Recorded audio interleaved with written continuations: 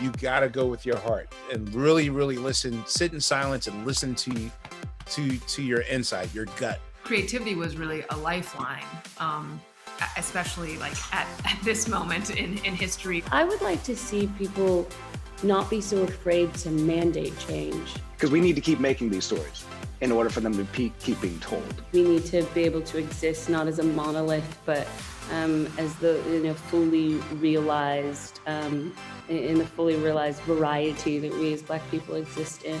I'm so comforted to know that this kind of beauty and pure and raw imagination still thrives in the world. Filmmaking is an act of arrogance, and you should just make the one that you know how to make. I never knew I had these magic powers in me, but damn it, I'm gonna use them for good.